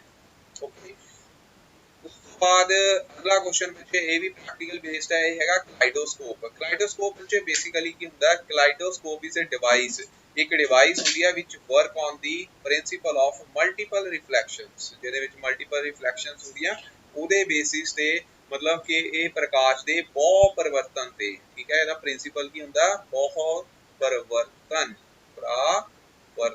ਠੀਕ ਹੈ। ਬਹੁ ਪਰਿਵਰਤਨ ਜਿਹੜਾ ਆ ਉਹਦੇ ਬੇਸਡ ਉਹਦੇ ਪ੍ਰਿੰਸੀਪਲ ਦੇ ਬੇਸਡ ਕਲਾਈਡੋਸਕੋਪ ਵਰਕ ਕਰਦਾ। ਇਹਦੇ ਵਿੱਚ ਅਸੀਂ ਕਰਦੇ ਕੀ ਆ, ਇਹਦੇ ਵਿੱਚ ਬੱਚੇ ਇਦਾਂ ਅਸੀਂ ਤਿੰਨ ਜਿਹੜੀਆਂ ਪਲੇਨ ਮਿਰਰ ਦੀਆਂ ਸਟ੍ਰਿਪ ਲੈ ਲੈਣੇ, ਜਿਨ੍ਹਾਂ ਨੂੰ ਅਸੀਂ 60 ਡਿਗਰੀ ਐਂਗਲ ਦੇ ਉੱਪਰ ਇੱਕ ਪ੍ਰਿਜ਼ਮਾਕਾਰ ਦੇ ਵਿੱਚ ਇਦਾਂ ਲਗਾ ਦਿੰਦੇ ਆ। ਠੀਕ ਹੈ, ਅੰਦਰ ਰਿਫਲੈਕਟਿੰਗ ਸਰਫੇਸ ਅੰਦਰ ਨੂੰ ਰੱਖਣਾ ਹੈ।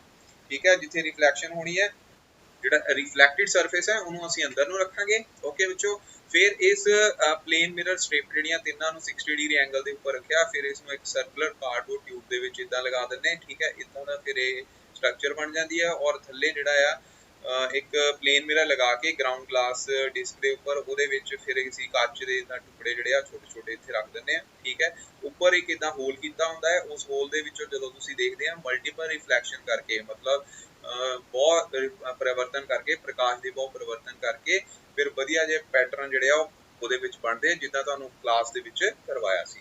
ਓਕੇ ਬੱਚੋ, ਤੋਂ ਇਹ ਇਹਦੀ ਜਿਹੜੀ ਵਰਕਿੰਗ ਹੈ ਤੇ ਨਾਲ ਹੀ ਇਹਦੀ ਕੀ ਆ ਰਚਨਾ ਹੈਗੀ ਆ, ਮਤਲਬ ਕੰਸਟਰਕਸ਼ਨ ਹੈਗੀ ਆ, ਕਿੱਦਾਂ ਇਹ ਵਰਕ ਕਰਦਾ। ਵਰਕ ਕਿਹੜੇ ਪ੍ਰਿੰਸੀਪਲ ਤੇ ਕਰਦਾ ਹੈ?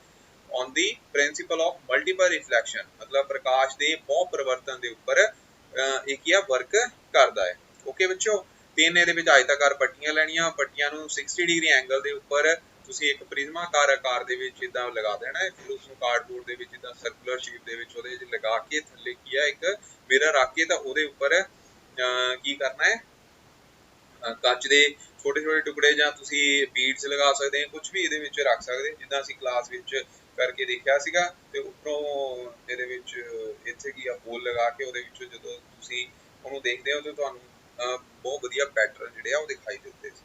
ਓਕੇ, ਉਸ ਤੋਂ ਬਾਅਦ ਵਿੱਚ ਨੈਕਸਟ ਕੁਐਸਚਨ ਹੈਗਾ, ਜੇਕਰ ਪਰਾਵਰਤਿਤ ਕਿਰਨ ਤੇ ਆਪਤਿਤ ਕਿਰਨ ਨਾਲ 90 ਡਿਗਰੀ ਦਾ ਕੋਣ ਬਣਾਏ। ਦੇਖੋ ਬੱਚੇ, ਇਹ ਵੀ ਪ੍ਰੈਕਟੀਕਲ ਬੇਸਡ ਕੁਐਸਚਨ ਆ ਗਿਆ। ਇਹਦੇ ਵਿੱਚ ਕੀ ਕਰਾਂਗੇ, ਸਭ ਤੋਂ ਪਹਿਲਾਂ ਤੇ ਦੇਖੋ ਤੁਸੀਂ ਕੰਡੀਸ਼ਨ ਨੂੰ ਬਣਾਓ, ਸਮਝੋ ਕੀ ਕਰਨਾ ਕੀ ਹੈ, ਫਿਰ ਅਸੀਂ ਆਨਸਰ ਉਹਦਾ ਦੇਣਾ ਹੈ। ਮੰਨ ਲਓ ਆ ਤੁਹਾਡੇ ਕੋਲ ਇੱਕ ਪਲੇਨ ਮਿਰਰ ਹੈ। ਠੀਕ ਹੈ, ਕੀ ਹੈਗਾ? Plane mirror. ਇਸ ਪਲੇਨ ਮਿਰਰ ਦੇ ਵਿੱਚ ਇਹ ਵਿੱਚ ਇਹਦਾ ਅਭਿਲੰਬ ਆ ਗਿਆ। ਠੀਕ ਹੈ, 90 ਡਿਗਰੀ ਦਾ ਐਂਗਲ ਆ ਗਿਆ। ਔਰ ਇੱਥੇ ਅਸੀਂ ਲਗਾਤੀ ਇਨਸੀਡੈਂਟ ਰੇ, ਯਾਨੀ ਕਿ ਆਪਤਨ ਕੋਣ, ਆਪਤਨ ਕਿਰਨ, ਇਹਨੂੰ ਇਨਸੀਡੈਂਟ ਰੇ IR ਰੇ ਆਪਾਂ ਲਿਖ ਦਿੰਦੇ ਆ, ਇਨਸੀਡੈਂਟ ਰੇ। ਓਕੇ, ਔਰ ਇਹ ਰੇ ਜਿਹੜੀ ਆ ਇਹ ਕੀ ਹੈ? ਰਿਫਲੈਕਟਿਡ ਰੇ। ਠੀਕ ਹੈ, ਇਹ ਕੀ ਬਣ ਗਈ? ਰਿਫਲੈਕਟਿਡ ਰੇ। ਹੁਣ ਦੋਨਾਂ ਦੇ ਵਿਚਕਾਰ ਜਿਹੜਾ ਐਂਗਲ ਹੈ, ਆਹ ਵਾਲਾ ਐਂਗਲ, ਇਹ ਵਿੱਚ ਦਿੱਤਾ ਹੋਇਆ ਇੱਥੇ 90 ਡਿਗਰੀ, 90 ਡਿਗਰੀ। ਕਿੰਨਾ ਦਿੱਤਾ ਹੈ? 90 degree. मतलब what is the angle of incidence of the ray if the reflected ray is at 90 degree to the incident ray? तो बच्चे अगर 90 degree ਦਾ angle है, we know that ਜਦੋਂ reflection ਹੁੰਦੀ ਹੈ ਤਾਂ angle of incidence is always equal to angle of reflection. ठीक है, ਤੇ ਇਹਦੇ ਵਿੱਚ ਬੱਚੇ angle of incidence ਇਹ ਆ, reflection angle ਇਹ ਆ, ਔਰ ਦੋਨਾਂ ਦਾ ਸਮ ਜਿਹੜਾ ਆ ਉਹ ਕਿੰਨਾ ਦਿੱਤਾ ਹੈ? ਦੇਖੋ ਉਹ ਦਿੱਤਾ ਹੋਇਆ 90 degree। ਕਿੰਨਾ ਦਿੱਤਾ ਹੈ? 90 degree। ਠੀਕ ਹੈ, ਬਿਕੋਜ਼ ਇਹਦੇ ਵਿੱਚ ਐਂਗਲ ਦੋਨੋਂ ਬਰਾਬਰ ਹੁੰਦੇ ਨੇ। ਫਸਟ ਲਾਅ ਜਿਹੜਾ ਅਸੀਂ ਰਿਫਲੈਕਸ਼ਨ ਦਾ ਪੜਿਆ ਸੀ ਉਹ ਇਹੀ ਸੀਗਾ। ਤੋਂ ਇਹਦਾ ਮਤਲਬ ਇੱਥੇ I ਦੀ ਜਗ੍ਹਾ R ਦੀ ਜਗ੍ਹਾ ਅਸੀਂ I ਲਿਖ ਸਕਦੇ ਹਾਂ। ਇਹਦਾ ਮਤਲਬ 2I ਜਿਹੜਾ ਆ ਉਹ ਕਿਹਦੇ ਇਕੁਅਲ ਆ ਗਿਆ? 90 ਡਿਗਰੀ ਦੇ।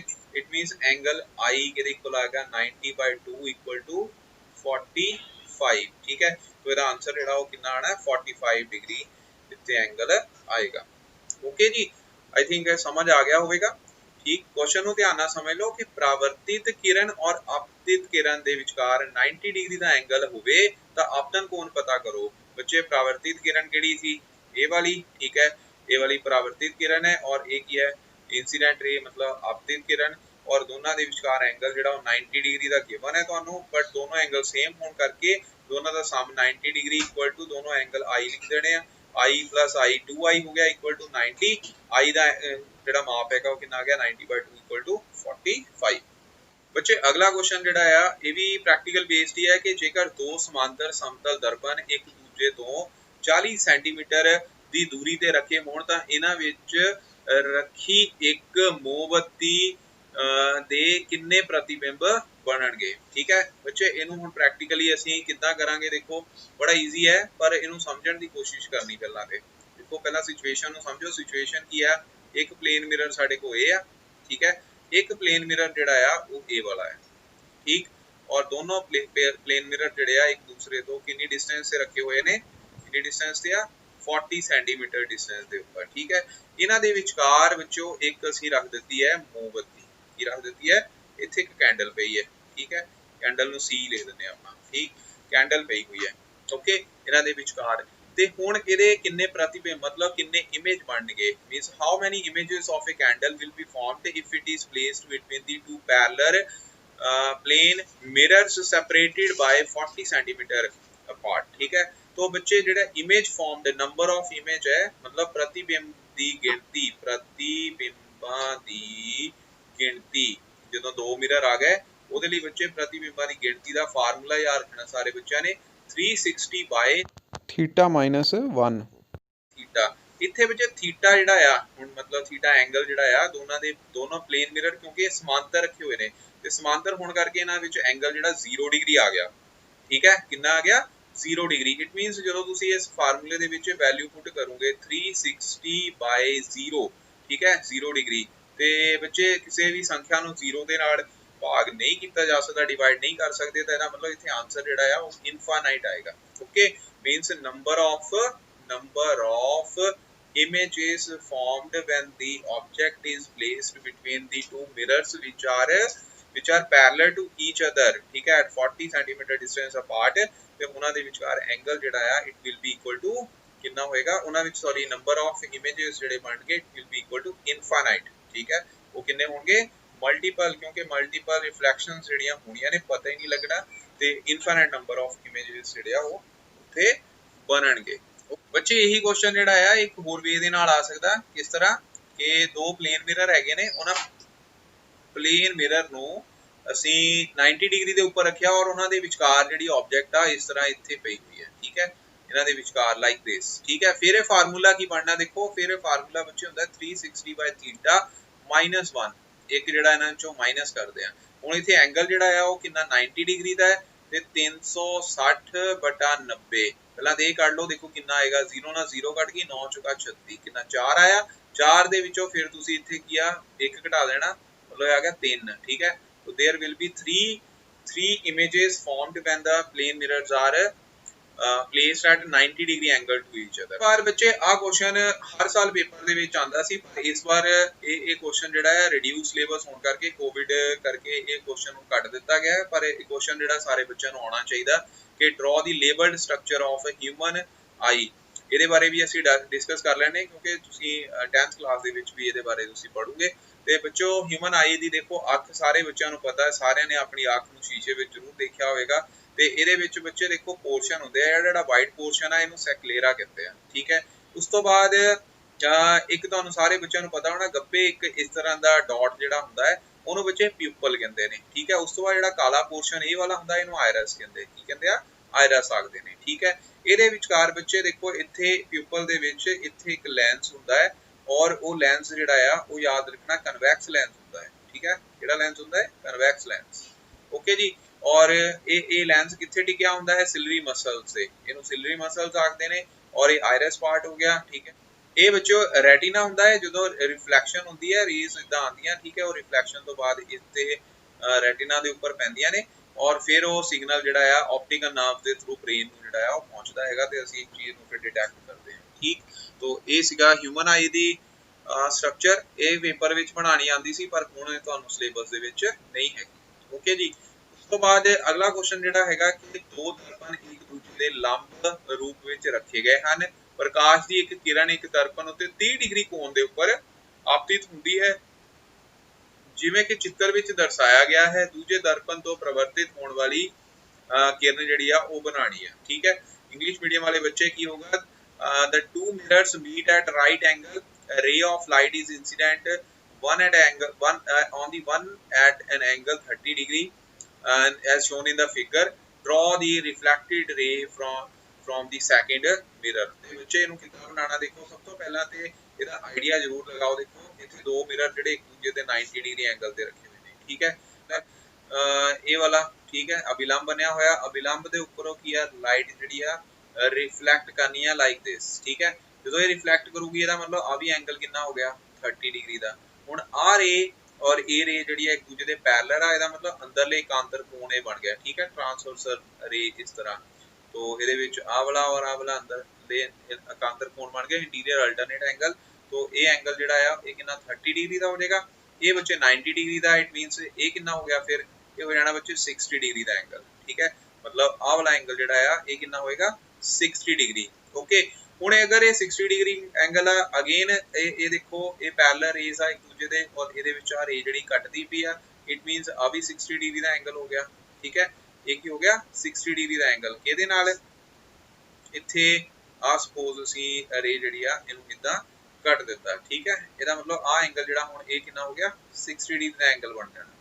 अगर ये 60 डिग्री का एंगल है तो 60 डिग्री एंगल के ऊपर ही रे जी फिर रिफ्लैक्ट कर जाएगी लाइक दिस, ठीक।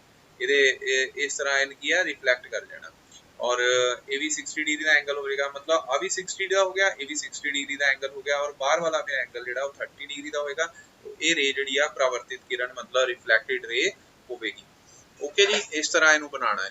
उस तो बाद क्वेश्चन नंबर 15 की है चित्र 16.20 विच दर्शाए अनुसार बुझो समतल दर्पण दे ठीक सामने वाले पासे तो कुछ दूर एक किनारे ए ते खड़ा हुंदा है कि वो खुद नूं दर्पण विच देख सकदा है कि वो पी क्यू अते आर उत्ते स्थित वस्तुआं दे प्रतिबिंब भी देख सकदा है या नहीं देख सकदा है। तो बच्चे इहदा आंसर हुण असीं किस तरह करना है। देखो बच्चों इहदे विच की है, सब तो पहला तुहानूं ये पता होना चाहिए कि मिरर दे सामने पई ऑब्जेक्ट जदों ਉਹਦੀ रिफ्लैक्शन ਹੁੰਦੀ है तो रिफ्लैक्शन के कारण ਉਹਦਾ आभासी प्रतिबिंब मतलब वर्चुअल इमेज जिहड़ा है वो सेम डिस्टेंस से बनता है जिन्नी डिस्टेंस से ऑब्जेक्ट जिहड़ी है वो पई होती है, ठीक है। तो ਇਹਦਾ मतलब ए जिहड़ा है और उसे पासे ही इमेज जिहड़ा है वो बनता है, ठीक है। मतलब अगर ए ऑब्जेक्ट इधर है तो ਉਹਦਾ प्रतिबिंब जिहड़ा सेम डिस्टेंस के ऊपर आ ए डैश बिंदु के ऊपर बनना चाहिए है। पर इत्थे जिहड़ा मिरर है वो नहीं हैगा, ਇਹਦਾ मतलब वो अपने आप नूं मिरर दे विच जिहड़ा है वो नहीं देख सकता, ठीक है।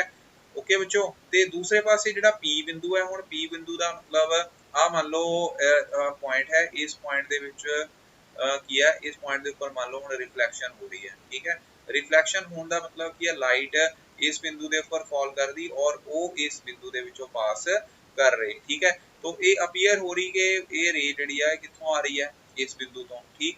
एक गल याद रखनी है कि अगर तुसी किसी कोई वस्तु नूं देख सकते हो तो वो वस्तु तुहानूं भी देख सकती है, ठीक है। मतलब एक परसन नूं तुसी शीशे विचों देख सकते हो तो वो परसन तुहानूं भी देख सकता है, ठीक।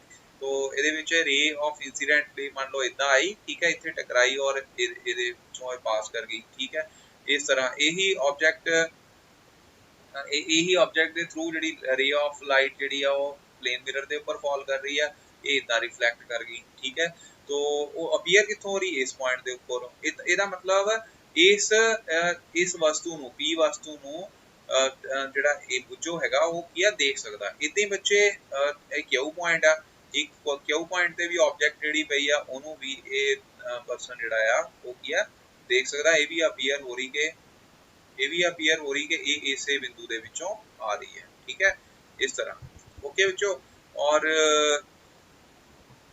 पर जिहड़ी रे ये आर पॉइंट आ, आर पॉइंट जिहड़ा ओहदे बियॉन्ड चला गया, ਇਹਦਾ मतलब ਉਹਨੂੰ ਉਹ ਕੀ ਹੈ नहीं देख सकता, ठीक है, क्योंकि इस साइड ਦੇ ਉੱਪਰ मिरर नहीं हैगा। अगर ਇੱਥੇ मिरर ਹੁੰਦਾ ਤੇ ਫਿਰ ਉਹਦੀ ਰਿਫਲੈਕਸ਼ਨ ਜਿਹੜੀ ਆ ਉਹ ਪੋਸੀਬਲ ਹੁੰਦੀ ਹੋ ਜਾਣੀ ਸੀ ਤਾਂ ਫਿਰ ਉਹ ਆਬਜੈਕਟ ਨੂੰ ਕੀ ਆ ਉਹ ਦੇਖ ਸਕਦਾ ਸੀ। ओके बच्चों, तो ਇਹਦਾ मतलब ਇਹਦਾ आंसर ਕੀ ਆਣਾ कि समतल दर्पण सामने रखी वस्तु प्रतिबिंब दर्पण ਦੇ ਪਿੱਛੇ वस्तु जिन्नी दूरी ਤੇ ਹੀ ਹੋਵੇ ਉਨੀ ਦੂਰੀ ਤੇ ਬਣਦਾ ਹੈ। ਇਸ ਲਈ ਬੁੱਝੂ ਜਿਹੜਾ ਆ ਆਪਣਾ ਪ੍ਰਤੀਬਿੰਬ ਦਰਪਣ ਵਿੱਚ ਨਹੀਂ ਵੇਖ ਸਕਦਾ ਤੇ ਕਿਊ ਤੇ ਪੀ ਪੁਆਇੰਟ ਜਿਹੜੇ ਤੇ ਆਰ ਪੁਆਇੰਟ ਦੇ ਵਿੱਚੋਂ ਸਿਰਫ ਬੁੱਝੋ ਜਿਹੜਾ ਪੀ ਤੇ ਕਿਊ ਪ੍ਰਤੀਬਿੰਬ ਜਿਹੜੇ ਆ ਉਹ ਦਰਪਣ ਤੇ ਦੇਖ ਸਕਦਾ। ਬਾਕੀ ਆਰ ਤੇ ਜਿਹੜਾ ਵਸਤੂ ਦਾ ਪ੍ਰਤੀਬਿੰਬ ਆ ਉਹਨੂੰ ਦਰਪਣ ਦੇ ਵਿੱਚੋਂ नहीं देख सकता, ठीक है। इंग्लिश मीडियम वाले बच्चे उन्होंने चंगी तरह देखो ਇਹਦੇ ਵਿੱਚ ਕੀ ਕਹੋਗੇ ਅਸੀਂ no Bujju cannot see himself in the mirror। क्यों कारण ਕੀ ਹੈਗਾ ਦੇਖੋ ਇਹਦੇ ਵਿੱਚ ਰੇ ਡਾਇਗਰਾਮ ਬਣੀ ਹੋਈ ਹੈ, ठीक है। इत्थों लाइट ਜਿਹੜੀ ਇਸ ਪੁਆਇੰਟ ਤੇ ਫਾਲ ਕੀਤੀ ਇਦਾਂ ਰਿਫਲੈਕਟ ਕਰ ਜਾਣੀ, ਇਸੇ ਤਰ੍ਹਾਂ ਆ ਪੁਆਇੰਟ ਹੈਗਾ ਇੱਥੋਂ ਰਿਫਲੈਕਟ ਇਦਾਂ ਕਰ ਰਹੀ, ठीक है, बैकवर्ड प्रोड्यूस कर रहे, ठीक है। ਇੱਥੇ ਮਿਰਰ ਜਿਹੜੀ ਆ ਐਬਸੈਂਸ ਹੋਣ ਕਰਕੇ ਉਹ ਆਪਣਾ ਇਮੇਜ ਜਿਹੜਾ ਆ ਉਹ ਮਿਰਰ ਦੇ ਵਿੱਚ ਨਹੀਂ ਦੇਖ ਸਕਦਾ।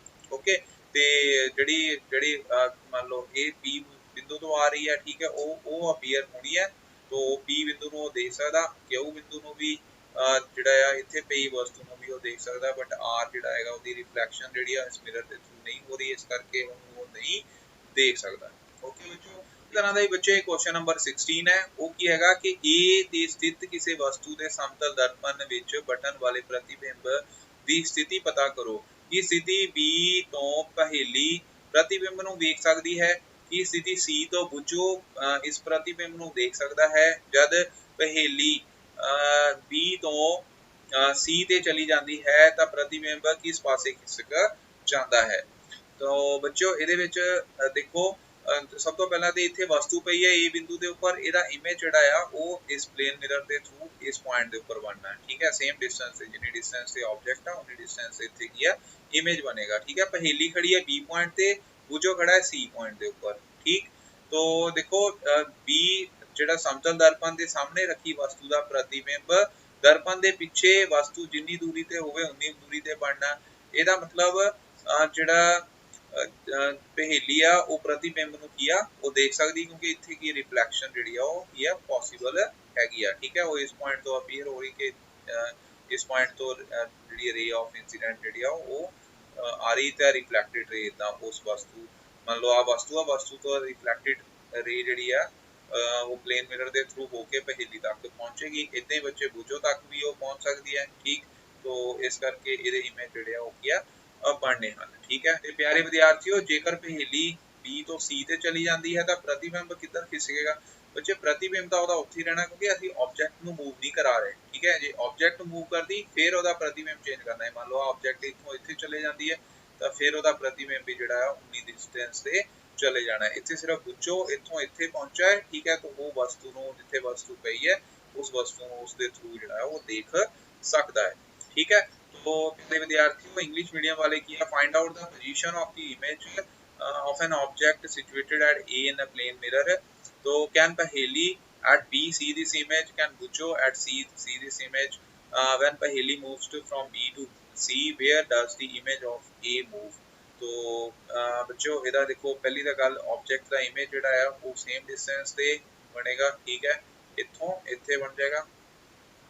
और रिफ्लैक्टेड रे जी इदा इंसीडेंट रे आ वस्तु तो, ठीक है, वो की है वो इस तरह पहेली दी आईज तक पहुंचेगी रिफ्लैक्शन करने तो बाद। ठीक, तो वह वर्चुअल इमेज जोड़ा वो की है उन्होंने दिखाई देगा। ओके, इस तरह बच्चे C पॉइंट तो भी वह वर्चुअल इमेज जोड़ा वो दिखाई देगा। सैकेंड केस ये हो गया कि C पॉइंट तो भी ऑब्जेक्ट जी दिख रही है, पहेली नूं भी दिख रही B पॉइंट तो, और C पॉइंट तो बुझो नूं भी वो दिखेगी। जेकर पहेली B पॉइंट ते पहुंच जाती है ਤਾਂ ਫਿਰ ਉਹਨੂੰ ਆਬਜੈਕਟ ਜਿਹੜੀ ਹੈ ਤਾਂ ਵੀ ਦਿਖੇਗੀ, ਬਿਕੋਜ਼ ਆਬਜੈਕਟ ਦੀ position we are not changing as the position of the object does not change, therefore the position of image will also not change। okay ਬੱਚੋ, तो ਇਹਦਾ ਮਤਲਬ ਕੀ ਹੈਗਾ ਕਿ ਪਹੇਲੀ ਨੂੰ ਅਗਰ ਤੁਸੀਂ B ਤੋਂ C ਤੱਕ ਬੁੱਝੋ ਦੀ ਜਗ੍ਹਾ ਤੇ ਲੈ ਕੇ ਜਾਂਦੇ ਆ ਤਾਂ ਇਮੇਜ ਜਿਹੜਾ ਹੈ ਉਹ ਸੇਮ ਡਿਸਟੈਂਸ ਤੇ ਹੋਣ ਕਰਕੇ ਆਬਜੈਕਟ ਜਿਹੜੀ ਆ ਸੇਮ ਡਿਸਟੈਂਸ ਤੇ ਹੋਣ ਕਰਕੇ ਇਮੇਜ ਦੀ ਪੋਜੀਸ਼ਨ ਜਿਹੜੀ ਉਹ ਚੇਂਜ ਨਹੀਂ ਕਰੇਗੀ। ਸੋ ਬੱਚੇ ਇਹ ਸੀਗੇ ਬੈਕ ਐਕਸਰਸਾਈਜ਼ ਦੇ ਕੁਐਸਚਨ, ਹੁਣ ਇਹ ਸਾਰੇ ਬੱਚਿਆਂ ਨੇ ਕਰ ਲੈਣੇ ਨੇ और टेस्ट की प्रैपरेशन सारे बच्चों ने चंगी तरह करनी है। ओके बच्चों, थैंक यू।